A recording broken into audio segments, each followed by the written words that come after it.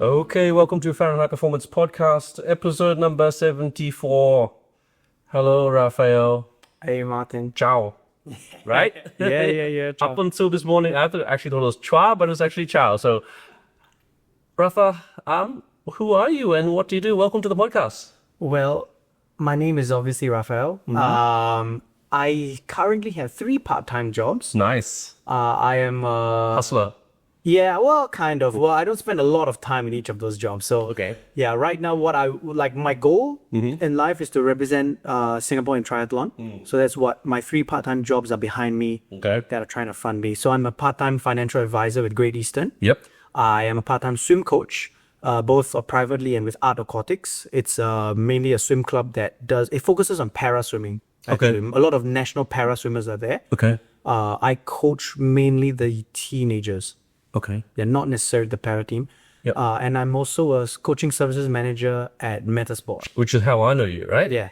So I coach on Metasport every other Sunday or something like that. Yep. And you are in charge of the coaches as well as recruitment of the athletes, right? Yeah, and basically the whole training department, like the coaching, the program, budget.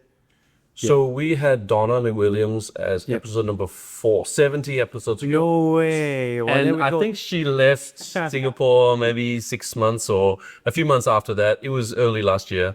Yeah. And basically, long story short, you replaced her. Yeah. Right? And I think we'll get to that later. Yep.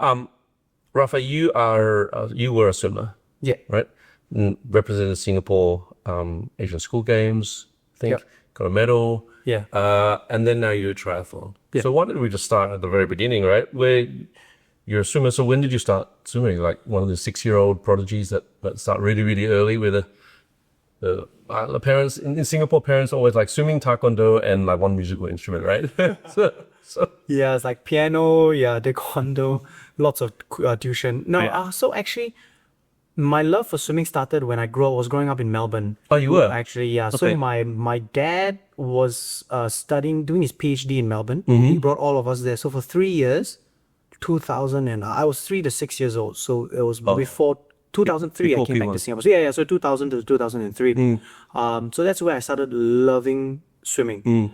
And that's also where I learned how to cycle as well. I mean, we'll come to that later, Yeah, I guess. yeah. But so I really love swimming, and my mom, and because you can't swim in the winter, there in the outdoor pool, my mom says, "Don't worry, when you go back to Singapore, you can swim every day." I'm like, okay, I can swim every day. So I was never like a 6-year-old prodigy. My parents never really forced me into swimming. but you just really liked it. Yeah, so my parents, it was up to them. I would be a concert pianist. Okay. This is my mom's musician. I mean, she's a Oh, she is. yeah. No. Well, not like she doesn't do it professionally, but she does have her bachelor's in music for piano. Okay. So she went all the way up to the bachelor's. So she was a piano teacher, and and a long time ago she used to teach part time. And me and my sister, but I hated it. Yeah. I'd cry, and the cane would come I up. think we all did that. Yeah. So, but yeah, so swimming was something that I always liked. And I only started learning how to swim when I was 8 years old. Because when I was P1, it was SARS in 2003.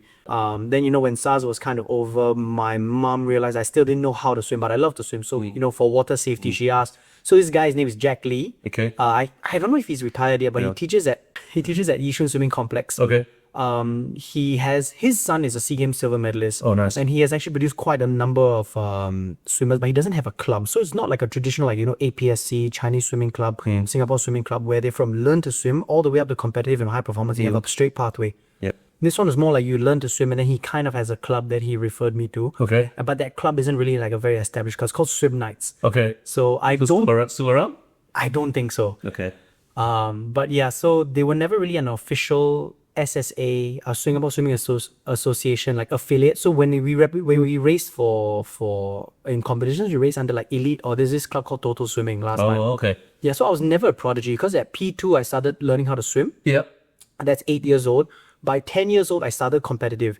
My first question was, how deep is the swimming pool? Yeah. Because I was really scared of the Really? end. So the first time I joined, there was like this girl who was like 8. I was 10, she was 8. She was lapping me in the pool. Because, like starting competitive swimming at 10 years old is very, very, very, very late. Yeah. Yeah, because normally it's like 6, 7-year-old prodigies. They're already training 7, 8, 9 times a week. yeah. And my swimming club only offered up to 4 sessions a week. So Yeah. now I was training, and I think I wasn't that serious about swimming. I think I was just being a kid, just being lazy, Yep. to be honest. Yep. And only when it was like on PSLE year, I hated studying more than I hated swimming. Okay. I actually played a little bit of golf as well, but I hated golf more than swimming. So I said, okay, swimming. If I had to choose the lesser of two evils, I chose swimming. But I really hated studying. So in order to get away from studying, I said I'd go for training. And that in that P6 year was actually when I discovered my love for the sport. Like I realized, hey, actually swimming laps continuously for 2 hours is not so bad. I actually kind of enjoy it. I like the feeling. Therapeutic. Yeah, therapy. I like the feeling of swimming in the water, moving fast. And that's also when I decided that I wanted to join sports school. Yeah. So you must have done pretty well during P6. Okay, so I actually got in by the skin of my teeth. I was actually the second slowest boy to be accepted in sports school. So before that, sports school only, during like people like Pang Seung Jin, Benjamin King, Mylene, during that period of time, they only accepted 6 boys and 6 girls. Okay. So 6, you have 4 in the relay team, 2 reserves. They only accepted 6 boys and 6 girls, or maybe 4, I can't even remember. But the year before me, they had a lot of trouble recruiting people. So that's when they actually expanded the recruitment. And even my batch as well, a lot of in my batch, the 1996 batch, did very well for PSLE. And it's a culture in Singapore that I want my son or daughter to go to a branded school. Sports school is not a branded school. So a lot of my batchmates actually came to sports school because they couldn't get into ACS. Okay. They couldn't get into RI. And that's actually all of sports school from start to finish. Yep. I did my Because studies. you're like the poster boy at sports school. You stayed there the whole of secondary school and And poly, yeah. and poly, right? Toward the end, yes. But at the start, I was actually... So my 53 when I was P6 was 33 seconds. Ooh. Not good. Yeah. In the whole, it's 30. When I was 13, my 53 was 29. There we go. 30, Yeah. 30. So that's a good time. Yeah. Like the fastest guy in my batch was like 28. Yeah. And he came to sports school as well. He hated swimming, but he's a really talented guy. No, but But yes. when you're 13, 14, 15, 16, your 53 goes down like 1 second every year, right? Kind of, yeah. But, to start, like, you got to be 30, 31. That's what most of my batch was about. I was like 33, which in 53 terms is really, really, really slow. I was part of the GSA. So that was sports school's attempt at like talent IDing young kids and trying to get them interested in the school and get them into school. So again, at GSA, I was like the slowest swimmer there. Yep. But I really enjoyed myself. I mean, the coaches were really nice. So that was like Peter Churchill. He was Tauli's coach actually. Okay. When Tauli went to 2008 Beijing Olympics. And I remember at the interview for sports school, we actually had to watch Tauli race first. Yeah. So we all went to the rec room, and I remember seeing the rec room moment because there was Xboxes, there were computers for I can't where. Then I was like, oh my gosh, it's so cool. I really want to come here now. Yeah. And I think I did really well on the interview. Okay. So I said, because like I'm looking at like, I mean, back when I was in school, I was looking at like how the rest were interviewed, like the answers that they gave, and the final like result that they got from the interview was like pending. If you make it to Express, we'll get you in. If you don't make it to Express, we'll put you on hold. Go to mainstream school first and all that. But they just gave me full acceptance no matter what. So they just saw some sparkle in your eye. They saw the fire or what it was. And also like a big argument was that right now I'm only training 3 to 4 times a week. Yep. In sports, you train 10. Yeah. So imagine how good I could be. 2.5 times more training. Exactly. And they were like, fair enough. And also I think I gave all the right answers because I love to swim. And I love to swim. I love to race. I love to compete. I love to win. So I said like, that's what I want. I might not be physically ready for it now, but I'm mentally ready and I really want to go for it. And they were like, okay. Yeah, good. And then so the whole ecosystem, I guess you thrived in that sort of sports school, training in the morning, training in the evening sort of system. Yeah. I think it was really good for me, but I was an exception. So, Yeah. And then, so when did you peak in your swimming? so I peaked actually only when I was Sec 5. Okay. Actually, so it took quite a long time. Yeah. From Sec 1, 2, 3, 4. Yep. Imagine 4 years and no results to show for. Training 10 times a week, twice a day. Yeah. So a day in a life for school is, I'd wake up at 6:15. I'm jumping into the pool. So I just go Are you straight living on campus? Yeah, we're living there. Yeah. So we just walk straight down. Bags already packed. Just wake up, grab a bag. Try not to fall asleep in the lift. Yeah. And then so we get in 6:15, 8 a.m. Coach says warm down. Yeah. So between 8 to 8:35 or 8:40, we had to warm down, shower, eat breakfast, go back up to boarding, Yeah. switch bags, and run to assembly. I don't think there was a single day that I didn't have to run. Assembly was what time? 8:40. Okay. Yeah, so we had 40 minutes to do all that. So 8:40, you finish school like 3:15, No, 3:30? Two. So it's good, yeah. So from 9 to 2, actually, class was from 9 to 2. Yep. 2 to 4 or 2 to 3:45 is nap time. And then by 4 o'clock, we train again. That's officially nap time, huh? For me, it was official. And like, so sometimes for extra class, Yeah. I hated extra class. So I always argue against my teacher. I don't want to go for extra class. And she'd give me a very Singaporean response.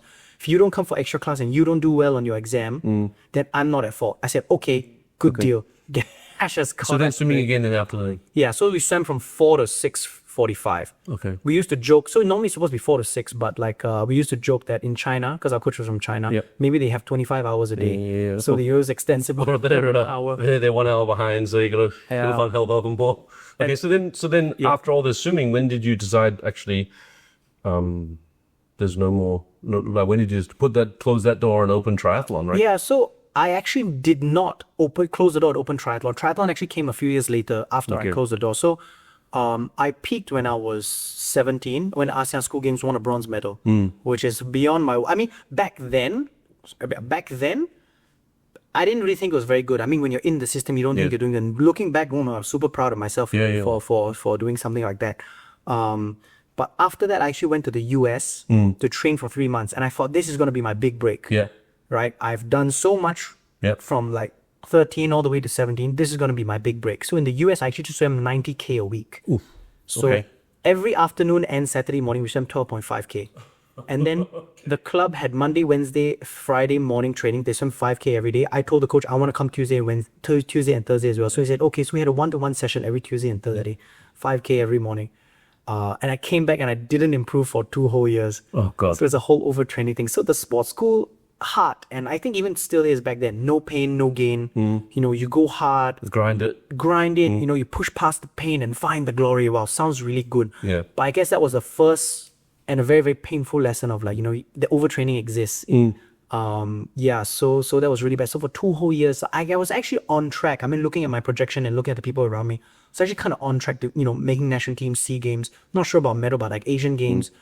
Olympics was it was always the dream, but you know, it was a little far-fetched. Yeah. But you know, SEA Games, Asian Games, Commonwealth Games, maybe even. But after that 3 months coming back to Singapore, I was just like 2 years, no improvement. I don't know why. Yeah. As well with strength and conditioning as well. Yeah. We had strength conditioning, we had gym Monday, Wednesday, Friday. So the reason I don't like strength and conditioning now is just bad experience back then. Because the coaches didn't talk. Yeah, the coaches didn't talk to each other. So I would be improving the gym. My bench press would go up. I'd be doing more pull-ups. My lats pull down, my squats, everything would be go up. But my swimming was still kind of like dwindling. I'm thinking like, am I wasting my time? Yep. So when did you officially stop swim training? 2016. Was there like a period where you just did nothing? No. So actually after that, because NS was coming soon and I was kind of done with swimming. Oh, okay. So Yeah, NS then came. So NS I kind of like dropped sport almost completely just because I couldn't. Okay. And in my mind at the time, I had to train every single day or I had to train every single day twice a day not to be good. Yeah. So if I'm not doing that, what's the point? Yeah, true. So I just kind of dropped it. So does that mean that you picked up triathlon after you're done with it? Yeah, way after. Yeah. So in NS, I actually enjoyed running a little bit. I wasn't good, but I enjoyed running. So back when, you know, you have to do 2.4, right?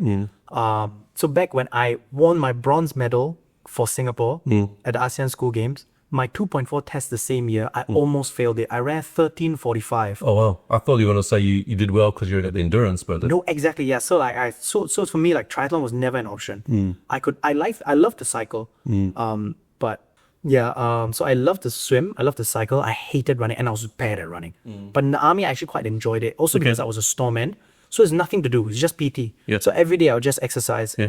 you know, do pull-ups and whatnot. So I really enjoyed NS, and actually I wanted to sign on. So after that, when I came out, so I was like, before I ORD, it was either sign on or go to uni on a scholarship. So I managed to get a scholarship for swimming. I don't know how. Okay. But I gave them all the right answers as well. So sports school trained me to, you know, give all the right answers.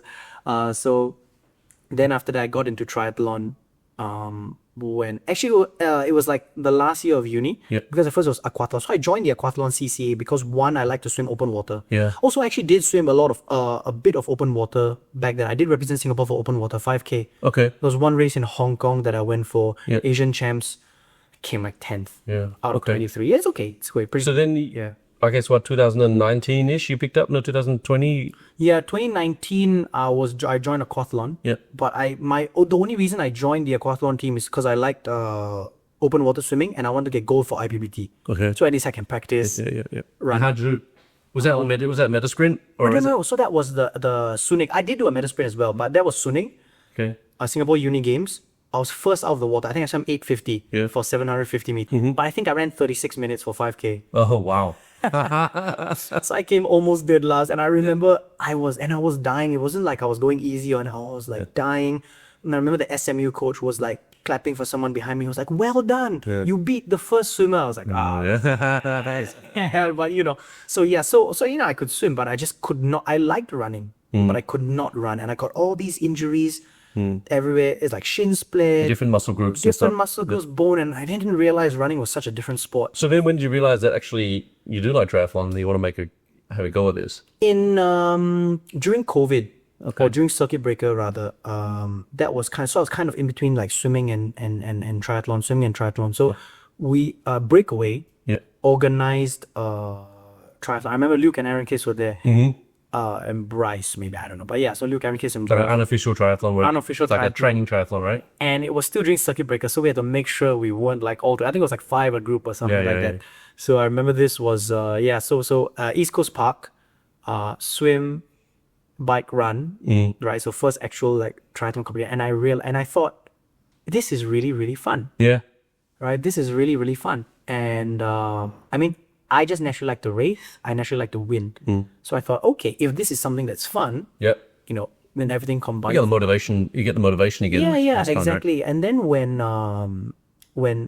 travel just resumed, I remember I flew into Melbourne for holiday with my parents, and there was a 2xU triathlon at St Kilda's. It was Olympic distance. Yeah. So I thought, hey, why not just sign up? While you're there. Yeah, well, I'm there, so I signed up. I did it. 19-degree water, no wetsuit. Bad experience in the swim, but I was hyperventilating throughout the whole way. But so really fun. I really enjoyed it, and then I'm like, okay, I want to give this a shot.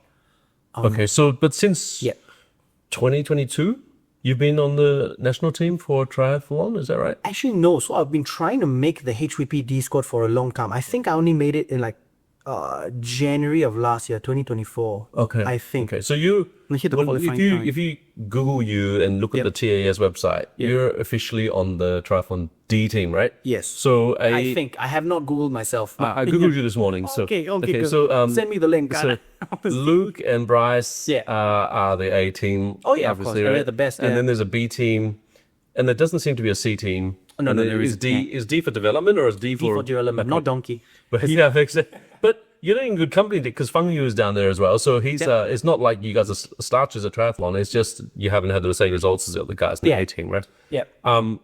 So how much are you training these days to stay at that sort of level? Right. So actually, I just recently changed coach, kind of. Okay. So I was actually at the beginning of this year, I was actually halfway out the door for high performance triathlon. Okay. Because I was with Ben Pullum. So Ben's a great guy. I've had him on the podcast before. Oh yeah. I think I didn't watch that one, but I saw the thumbnail. I was like, oh, okay, cool. And Regine as well. Regine is my junior in sports school. Good friends.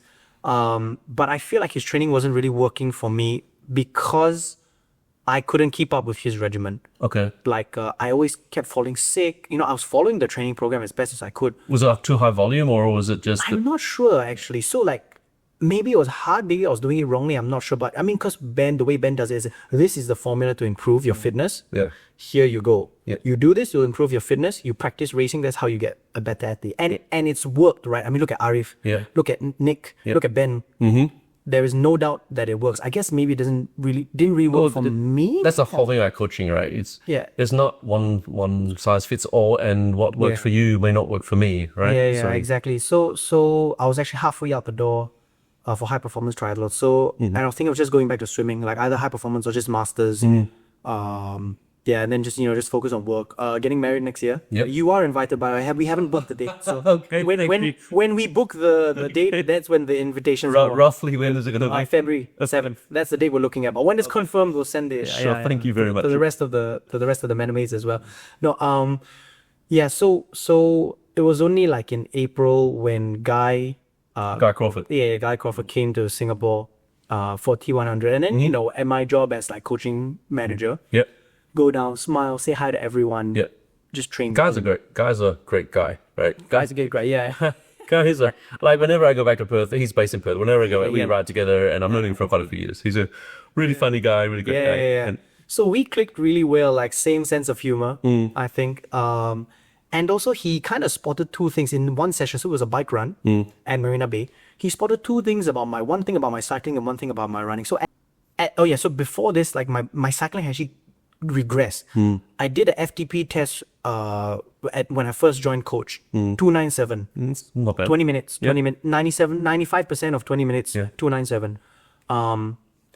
I've never reached 297 ever again. And I feel like based on percentages and based on like, how hard Ben wanted me to ride on those rides, I could not do it. I could not do it at all. Maybe that's why you struggled with your training, is because you had the FTP plugged in at 297 and it was actually, let's say, 285. Maybe. And but like, everything was too hard for you. yeah, but maybe it dropped over the months. But I did, even with training with Ben, like it dropped. Same with my running. I felt like my running was improved. Like every 5K off the bike was always like 25. So what has Guy done 24. differently? Yeah, so at the start, like he immediately saw your cadence is way too high on the bike. You're pushed, like when you're doing threshold efforts, your cadence is like 100, 110. Should be 90, 95. Yep. And I was like, oh, no one's ever told me this ever. So I was like, okay, I'll think about that. And on the run, especially, this is what kind of sold it for me to kind of try Guy out. So on the run, my natural running cadence is 150, which is apparently piss poor. Too low. Yeah. So he says for someone my height, 180 is where I want to be. So 150 is way too slow. And so you have to like. Does that mean that you shortened your strides, or you? I think I shortened my strides because I don't think my cardiovascular fitness could take the same length of stride. So so I said, okay, you know what? Maybe. And let's give it a shot. Let's give it a try.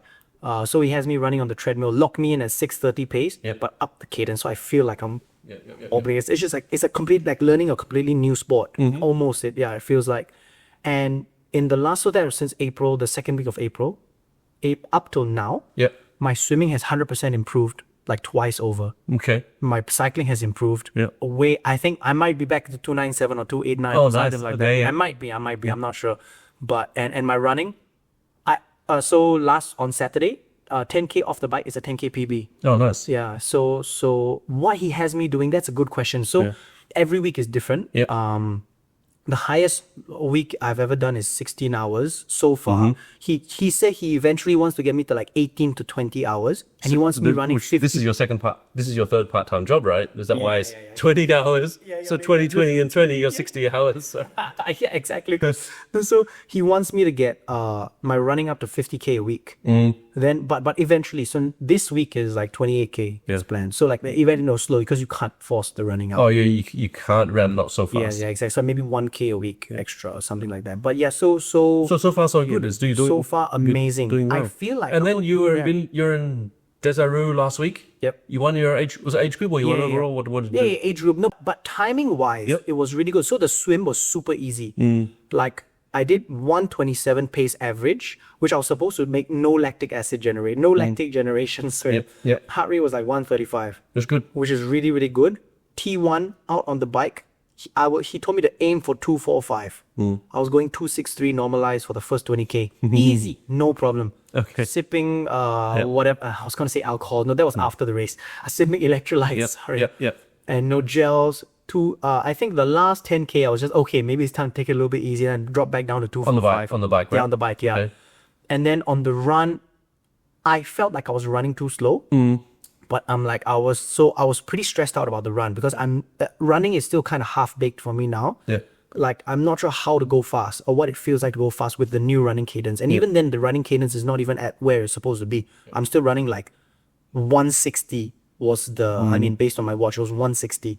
So on average, I'm just trying my best, like not to die. And then when I crossed the finish line, I lapped it. And I was like, oh my gosh, PB? Yeah, nice. Yeah. So it was a really, really, really good run. And then the other things, like I just send him pictures and videos. So I run like this, and he has me grabbing running sticks now. Yeah. Because I've heard of that. Yeah, because I run like a sissy. Yeah. So So like a T-Rex. Yeah, T-Rex. Oh, sorry, not sissy. Yeah, I run like a T-Rex. So he has me holding sticks. So apparently, like lessens the load on my shoulder, and I feel so much better. There are some pros that do that. They have little sticks in transition, and then they'll pick them up and they'll run. Max student, I think that's one of them. He does that as well. Then so he has with Guy it feels like performance enhancing. Yeah, good. But yeah, so the even on the swim, I never thought that my swimming would improve this quickly. And also because he said we're focusing on your bike and run. Let's hold your swim. You're only going to swim 3 times a week.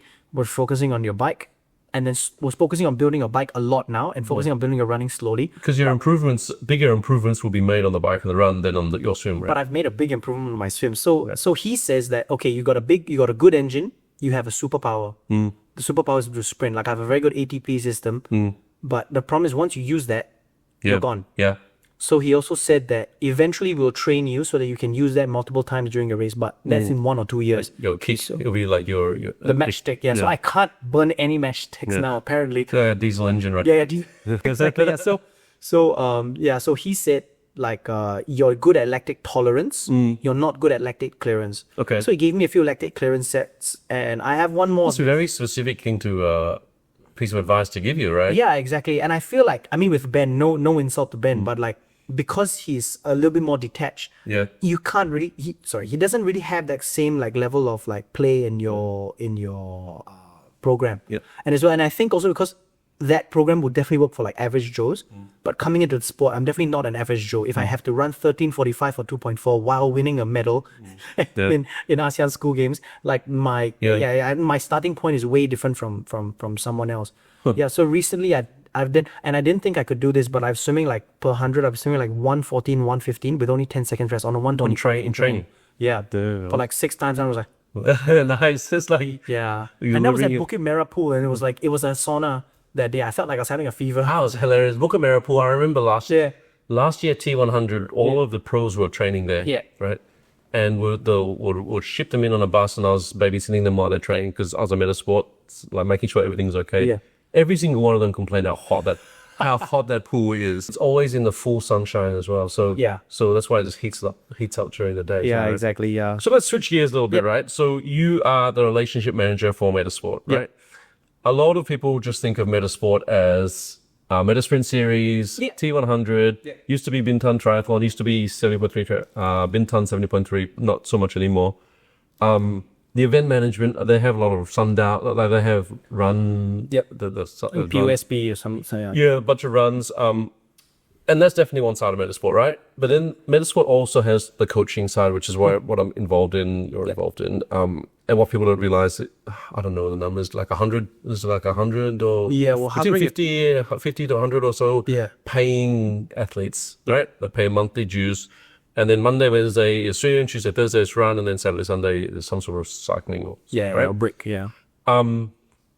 And we do that throughout the year, training for the triathlon, all these triathlons that are going on, right? So what is your involvement in that? Because you are a coach as well. Do you do any of the coaching? Yeah. So I do swim, or sometimes I do bricks on Saturday, or open water skills, and all that. But so when I first joined, what did Donna tell you when you first joined, and what are you actually doing now? Is there a big discrepancy? No, I don't think there's any discrepancy. But I had no idea that Metasport had a training wing. Yeah, I think a lot of people don't realize that, and I guess it's not as glamorous as the big events like the T100s, but it's just in the background, just grinding, and everyone's just at the track on Tuesdays and at the pool, right? So so when I had no idea like it existed, right? So like I to me like Metasprint Series. I do Metasprint Series. Right? Yeah, it's a good event. But nothing too big of a discrepancy that what Donna told me. Okay. But I understand, Donna's like her life is now in Perth. Yes, it is. And she told me that it kind of wasn't working out just because of the distance. But she loves the club.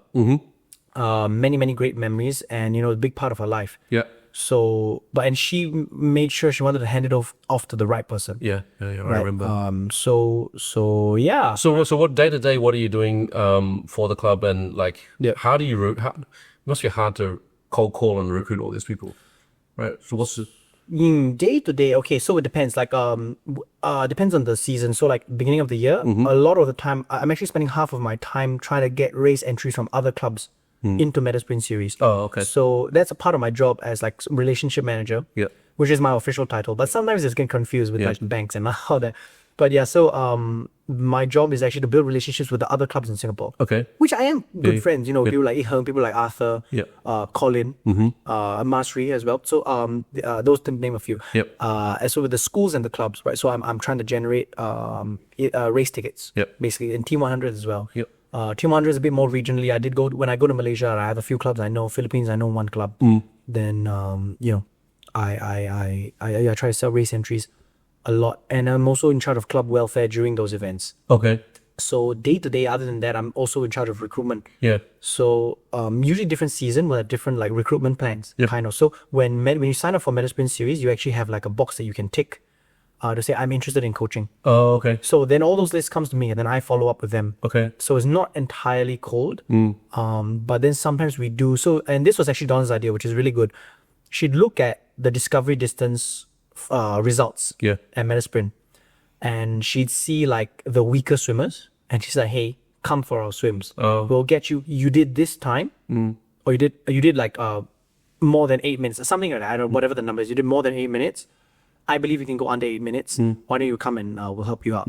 So, which I think is a great recruitment Because strategy. assuming you have the technique lane, right? Yeah. Yep. And then you can just work on, because a lot of swimmers, especially when they come in as adults, the technique is just not there. Yeah, so actually that's one of the areas I'm focusing on. Like as a private swim coach, I love to teach adults. I don't like teaching kids, so it's a different thing. So Fiona, our other swim coach, she loves teaching kids. Yep. Because to her it's easier, but to me it's hard. I don't like dealing with kids because a lot of times kids are forced. But these adults who come to me, they are willing to, they want to improve. They want to learn, And it's easy for me to communicate with them in a way that they understand in adult language. Yep. Right? Like I tell them, you know, you need to thrust the water this way or whatever. But the kid will be like, Yeah, whatever. Yeah, so I actually do really, really enjoy that. And a lot of adults are very fit. They're too strong for the water. So you have to really break it down, really like teach them the technique. And a lot of them, you know, you throw mileage at your run, you'll improve, or you might get injured. You throw mileage at your bike, you'll improve. If you're fitted well. Of course. And then you'll just improve. You throw mileage at the swim, you go backwards if you don't have the right technique. Oh, yeah, true. Yeah. Okay. Like some of our members, they've been swimming for 30 years. Yeah. Still the same speed. Yeah. So I said, okay, let's do something about it. Let's change it up. And they're like, oh, you know what I mean? There's a little bit of complaining. I'm too old to change. I was like, no. Yeah. I believe you can. Let's do it. Let's work on it.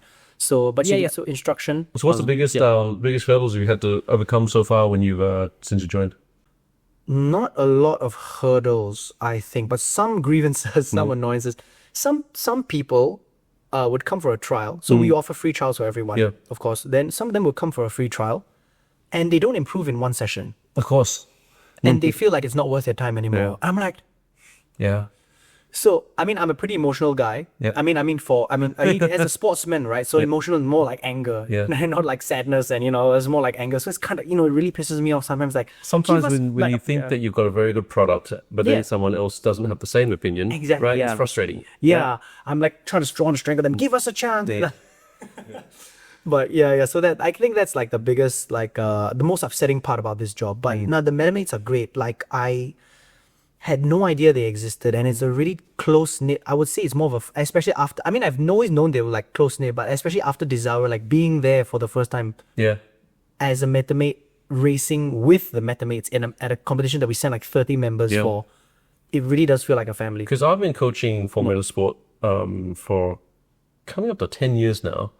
There are some people that were there when I first started coaching. So they've been there for longer than 10 years, right? Yeah. So it's a long. Yeah, and I can see why. Yeah.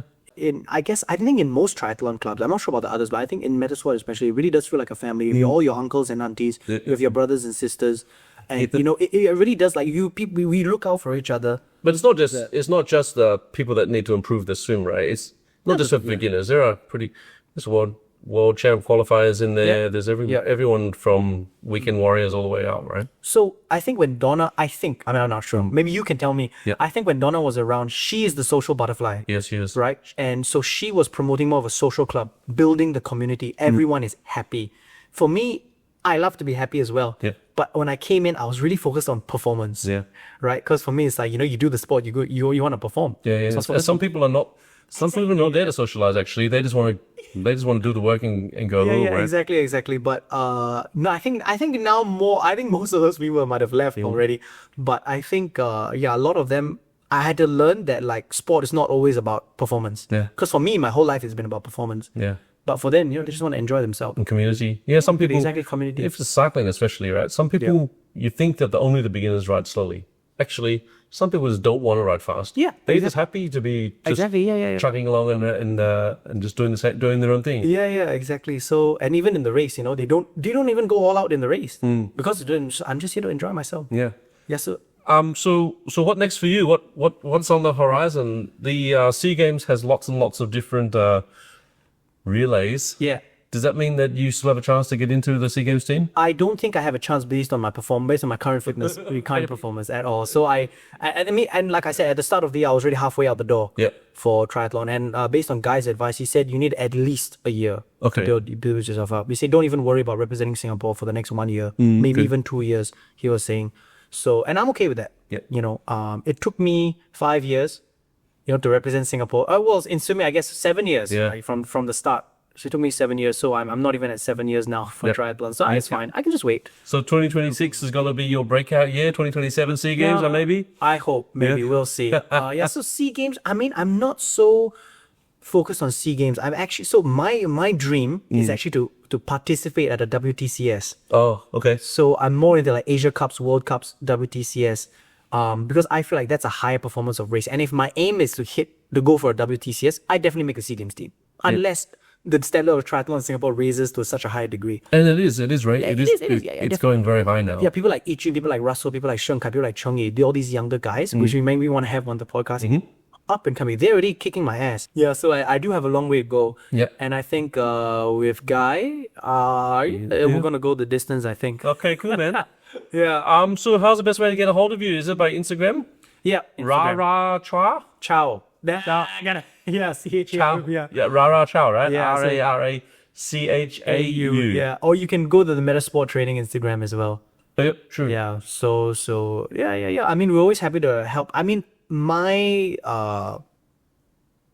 great joy in life is helping people. When I have expertise and I can impart and I can share these expertise with someone else, I guess like in swim coaching or in triathlon in general, and it makes them get better and makes them happy, right? That brings sometimes joy. It's already in your brain, right? Yeah. So it's just a matter of dumping on someone else's brain, and they'll appreciate it very much because like, what you don't know, you don't know.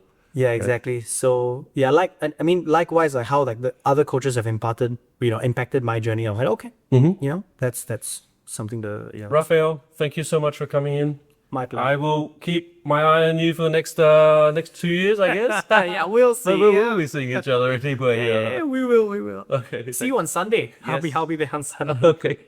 Thanks a lot.